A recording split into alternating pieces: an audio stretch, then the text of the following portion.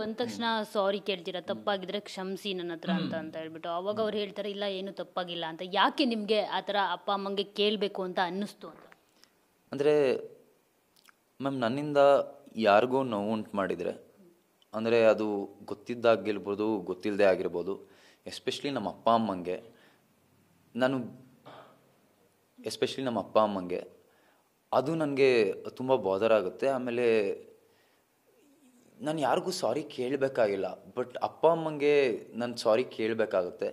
And ಅಂದರೆ ನನ್ನಿಂದ directly ಅಲ್ಲ, ಬಟ್ ಅವ್ರಿಗೆ ನೋವು ಆಗಿದೆ, ಆ ನೋವು ನಂಗೆ ಕಾಣ್ತಾ ಇತ್ತು, ಅದಕ್ಕೆ ನಾನು ಕೇಳಿದೆ ಮ್ಯಾಮ್. ಅಂದರೆ ಆಮೇಲೆ ನಮ್ಮ ಅಪ್ಪ ಅಮ್ಮ ಯಾವಾಗಲೂ ಹೇಳ್ಕೊಟ್ಟಿದ್ದಾರೆ, ಒಬ್ಬ ಸಾರಿ ಕೇಳೋದ್ರಿಂದ, ಇನ್ನೇನೋ ನನ್ನ ತಪ್ಪು ಅಂತ ಒಪ್ಕೊಳ್ಳೋದ್ರಿಂದ ಅವ್ನು ಯಾವತ್ತೂ ಸಣ್ಣವನಾಗಲ್ಲ.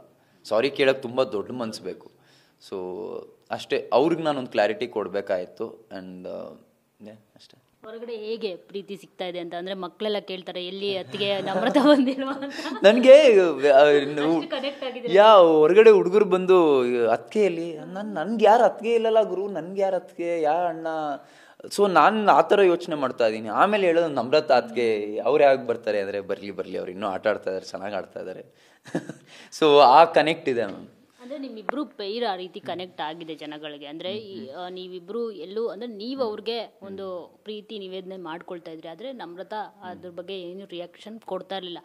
ಆದರೂ ನಿಮ್ಮ ಪೈರ್ ಜನಗಳಿಗೆ ಇಷ್ಟ ಆಗ್ತಾ ಇತ್ತು, ಏನಿದೆಯೋ ಅದು ಟ್ರೂ ಆಗಿದ್ದಾರೆ ಇವರು ಅಂತ ಹೇಳ್ಬಿಟ್ಟು. ಮ್ಯಾಮ್, ನಾನು ಫಸ್ಟ್ ದಿನದಿಂದ ನಮ್ರತ ಅವ್ರಿಗೆ ಎಲ್ಲೂ ಸುಳ್ಳು ಹೇಳಿಲ್ಲ. ಅಂದರೆ ನಾನು ನಾರ್ಮಲಿ ಅಂದರೆ ಹೊರಗಡೆ ಎಲ್ಲ ತುಂಬ ಕಾಮಿಡಿಗೋಸ್ಕರ ಇನ್ನೇನಗೋಸ್ಕರ ಸುಳ್ಳು ಹೇಳ್ತೀನಿ. ಬಟ್ ಅವ್ರಿಗೆ ಅಂದರೆ ನಾನು ಯಾರನ್ನ ತುಂಬ ಇಷ್ಟಪಡ್ತೀನಿ, ನಾನು ಅವ್ರ ಜೊತೆ ತುಂಬ ಆನೆಸ್ಟ್ ಆಗಿರ್ತೀನಿ. ಇನ್ನು ಮಿಕ್ದವ್ರ ಬಗ್ಗೆ ಎಲ್ಲ ಐ ಡೋಂಟ್ ಕೇರ್, ಆಯಿತಾ. ಸೊ ಅದು ನಾನು ಅವ್ರಿಗೆ ಕೊಡೋ ಗಿಫ್ಟು. ಸೊ ಸ್ಟಾರ್ಟಿಂಗ್ ಆಮೇಲೆ ನಮ್ಮದು ಫ್ರೆಂಡ್ಶಿಪ್ ಹೇಗೆ ಇವಾಲ್ವ್ ಆಯಿತು ಅಂದರೆ, ನಾವು ಹೋದ ತಕ್ಷಣ ನಾವೇನೋ ಕಂಟೆಂಟ್ ಕೊಡಬೇಕು ಅಂತ ನಾವೇನು ಫ್ರೆಂಡ್ಶಿಪ್ ಮಾಡ್ಕೊಳ್ಳಿಲ್ಲ.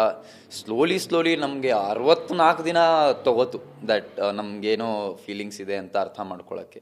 ಈಗ ನಾನು ಹೊರಗಡೆ ಬಂದಮೇಲೆ ಅವ್ರ ಫೀಲಿಂಗ್ಸ್ ಬಗ್ಗೆ ಮಾತಾಡ್ತಾ ಇದ್ದಾರೆ. ಸೊ ಅದೊಂಥರ ತುಂಬ ಆರ್ಗ್ಯಾನಿಕ್ ಆಗಿರೋ ಪ್ರೋಸೆಸ್ ಅದು. ಆಮೇಲೆ ನಾವು ಕ್ಯಾಮ್ರಾ ಇದೆಯಾ ಇಲ್ವಾ ಅಂತೆಲ್ಲ ನೋಡಿಕೊಂಡು ಮಾಡಿರೋ ಕೆಲಸಗಳಲ್ಲ ಅದು. ಇಟ್ಸ್ ಇಸ್ ದ್ಯಾಟ್ ಇಬ್ಬರು. ಆಮೇಲೆ ನನಗೂ ಅವ್ರಿಗೂ ತುಂಬ ಸಿಮಿಲಾರಿಟಿ ಇದೆ. ಈಗ ನಾನು ಹೆಂಗೆ ನನಗೆ ನಮ್ಮ ಅಪ್ಪ ಅಮ್ಮನೇ ನನ್ನ ಪ್ರಪಂಚನೋ, ಅವ್ರಿಗೂ ಅವ್ರ ಅಪ್ಪ ಅಮ್ಮನೇ ಪ್ರಪಂಚ. ಅವರು 3 ಜನ, ನಾನು ಸಿಂಗಲ್ ಚೈಲ್ಡ್, ಅವರು ಸಿಂಗಲ್ ಚೈಲ್ಡ್. ಸೊ ತುಂಬ ಸಿಮಿಲಾರಿಟೀಸ್ ಇದ್ದು, ಆಮೇಲೆ ನಾವೆಲ್ಲ ಇಲ್ಲಿ ಬಿಟ್ಟು ಹೋಗಿರ್ತೀವಿ ನಮ್ಮ ಫ್ರೆಂಡ್ಸನ್ನ, ಫ್ಯಾಮಿಲಿನೆಲ್ಲ.